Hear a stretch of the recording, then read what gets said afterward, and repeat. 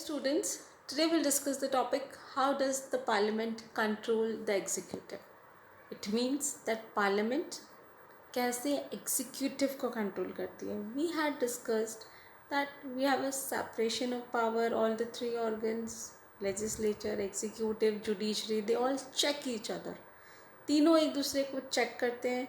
All the three ensures that no single organ misuse its power. To avoid misusing of powers, each organ checks each other. So now we will discuss that how parliament checks the executive. ये हम पहले भी कई ऐसे context आए थे. Then we had discussed. Number 1, the debating power of parliament. ये मैंने आपको पहले कई बार बताई. पार्लियामेंट की बहुत बड़ी पावर है. चाहे पार्लियामेंट में अपोजिशन के नंबर्स कितने भी कम हो और मेजॉरिटी रूलिंग पार्टी की कितनी भी ज़्यादा हो, लेकिन अगर वो स्मॉल नंबर ऑफ अपोजिशन भी स्ट्रॉन्ग है, if the leaders are very effective, if they have done the research, अगर उन्होंने बहुत minutely गवर्नमेंट की वर्किंग को चेक किया है, then they can make that government responsible, accountable. They can ask any question related to any policy, any decision from the government. And if government could not able to give their answers, अगर government satisfy नहीं करती है उन opposition के leaders को, then ये एक बहुत बड़ा गवर्नमेंट के लिए सेटबैक होगा. क्योंकि नेक्स्ट इलेक्शन में now the people will ask them. अभी तो अपोजिशन आस्क कर रही है, लेकिन नेक्स्ट इलेक्शन में वही questions people will ask them. क्योंकि अपोजिशन जो भी बोलता है, जो भी कहता है, it becomes the public opinion letter. तो the role of the opposition is to educate people, to make people more vigilant, more aware. So this power is very important. So parliament plays a very important role by discussing, by debating. They can expose the wrong decisions of government. Now next is approval of or refusal of laws. Although ये एक बहुत important power नहीं है, क्योंकि generally parliament में जो ruling party है उसके पास मेजॉरिटी होती है. So there is very little chance that any law और एनी बिल गेट डिसअप्रूव्ड और गेट अप्रूवल और face any kind of refusal. So generally ऐसा नहीं होता, बट ये एक इनडायरेक्ट पावर है. कई बार ये तब पॉसिबल होता है जब अपोजिशन, जब रूलिंग पार्टी स्ट्रांग नहीं है, जब वो कोलिएशन पार्टी है. सो कोलिएशन पार्टी में पूरे चांसेस रहते हैं कि प्रॉपर अप्रूवल नहीं मिले, क्योंकि कोलिएशंस जो दूसरी सपोर्टिंग पार्टीज़ हैं वो डिसीव भी कर सकती है गवर्नमेंट को. तो उस केस में definitely this chance can occur that any law may get disapproved by the parliament. Then next is financial control. जो बजट प्रपोजल्स होते हैं उन पर पार्लियामेंट में काफ़ी इन डेप्थ डिस्कशन होता है, और अगर बजट प्रपोजल पास नहीं होता तो पूरी गवर्नमेंट डिसॉल्व हो जाती है. सो गवर्नमेंट के फाइनेंशियल रिलेटेड जो मैटर्स हैं all are checked by the parliamentarians, और इनके लिए पार्लियामेंट में कमिटीज़ भी होती हैं. Public accounts committees, estimates committee, ऐसी कमिटीज़ होती हैं जो चेक करती हैं कि कहीं फंड्स में कोई मिस अप्रोप्रिएशन तो नहीं है. So this is also checked by the parliament. So executive, it means the ruling party, prime minister and cabinet, if they have engaged in any kind, if they are involved in any kind of unfair practices, then parliament can check that.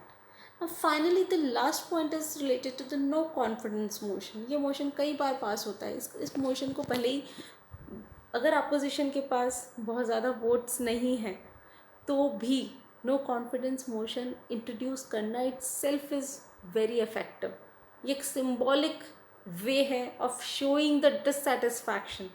This is a symbolic way of educating people कि कुछ गलत हो रहा है, कुछ wrong हो रहा है, तो लोग उससे विजिलेंट हो जाते हैं कि भाई नो कॉन्फिडेंस मोशन पास हो रहा है. भले ही अपोजिशन को पता है होना जाना कुछ नहीं है, उनके पास मेजॉरिटी नहीं है, तो कहाँ से ये मोशन पास हो जाएगा. लेकिन इसको प्रपोज करना क्यों प्रपोज किया जाता है? सिम्बॉलिकली दिखाने के लिए कि yes government is doing something wrong, तो लोगों में मैसेज गवर्नमेंट के अगेंस्ट जाएगा. सो इसलिए ये काफ़ी इम्पॉर्टेंट वेपन है. This is a important weapon of parliament to make the government more answerable, to make government more accountable. So These are the various methods. These are the 4 important methods through which the parliament controls the executive: debating power, refusal of laws, financial control, and no confidence motion. So this is the reason कि जो Indian legislature है वो काफ़ी effective role play कर सकती है. Now there is some dark side also कि Indian legislature का डार्क साइड क्या है? Money power. अभी जो एक बहुत बुरा जो टेंडेंसी चल रही है एमएलए एमपीज़ को खरीदने की, horse trading.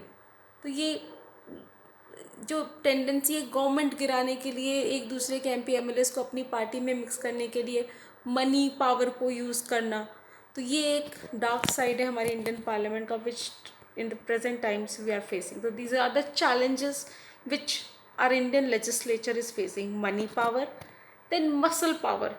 Still, even after a lot of checking by the election commission, yet there are so many criminals who are present in the parliament, who are doing unfair activities in the parliament. So muscle power is again affecting the image of Indian legislature. Now आयरम गैरम, it means changing of political parties frequently. तो ये tendency बहुत गलत है. कुछ जो members हैं वो अपने बेनिफिट के लिए वो कभी इस पार्टी में जाते हैं, कभी उस पार्टी में जाते हैं. तो ये जो टेंडेंसी है कुल चेंजिंग ऑफ पॉलिटिकल पार्टीज को हम बोलते हैं defection. This term is known as defection. It means changing parties frequently. सिर्फ कभी इस पार्टी में चले गए, यहाँ से बेनिफिट ले लिया, यहाँ से बेनिफिट नहीं मिला फ्यूचर में, तो फिर दूसरी पार्टी चेंज कर ली. तो this should be stopped. Now fighting over credit. कोई भी काम होता है, कोई भी अच्छा काम होता है, तो एक गवर्नमेंट जो अभी प्रेजेंट में है वो कहती है हमने इनिशिएट किया, तो दूसरी जो गवर्नमेंट जो रूलिंग में नहीं है वो कहती है ये तो पहले ही हमने इंट्रोड्यूस कर लिया था. तो ये टेंडेंसीज बहुत गलत है कि they all are cursing each other, they are all saying कि ना हमने किया. So this tendency is very wrong.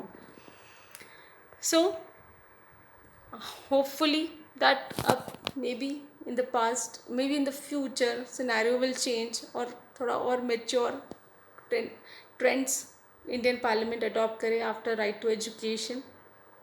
So maybe MP MLAs they behave more in a mature way. सो ये जो डार्क साइड है होपफुली बहुत जल्दी ये रिमूव हो जाए. So this is all about this chapter. This is the end of the chapter legislature. Thank you class.